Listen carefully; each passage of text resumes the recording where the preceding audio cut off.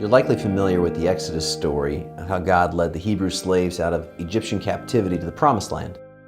After this epic sequence of plagues by which God liberated the slaves from the tyranny of Pharaoh, God reveals a plot twist in Exodus 13, verse 17, where he literally says that though there was a quicker, more direct route to the Promised Land, he purposely led the people of Israel through the wilderness to prevent them from surrendering and running back to Egypt. He wanted to teach them about faith before they could walk into their destiny. So a ragtag organization comprised of inexperienced travelers, millions of refugees, and a reluctant 80-year-old Moses is being led by God to a dead end. They're boxed in by mountains, a sea, and this advancing Egyptian army coming after them. He doesn't just bring them to the Red Sea and then part it immediately. He could have. He instead has them camp there, evaluating their complete lack of options and the weight of an impossible situation for 8 days. 8 days! Then, just as an army is closing in on them, God miraculously divides the sea. The people of Israel safely cross on dry ground, and they look back to see God close the sea and completely dash their enemy as they attempt to follow after them.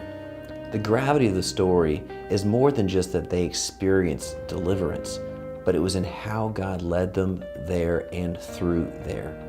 It was not a mistake or a navigational error that their journey from Egypt led to a dead end. God says in chapter 14, He did this to get glory, so that they would know He was the Lord, and to prepare their faith for the challenges ahead. So many times we can be discouraged, like the Hebrew people, when following a vision leads us to a dead end of seemingly impossible circumstances. And just like them, we can look around and see no plausible way out.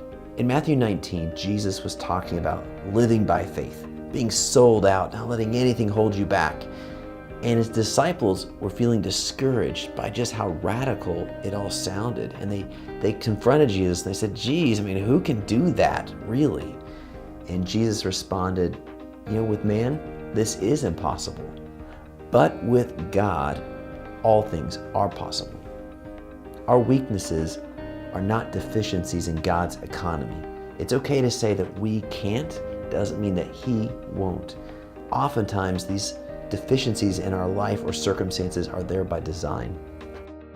And when faced with circumstances or objectives or requirements that are seemingly impossible to overcome, that is where God can then display His greatest power and providence. God led His people to a place of utter impossibility because He loved them and delighted in meeting them there to teach them about Himself. The question we must ask ourselves is, how will we respond when we're faced with similar circumstances?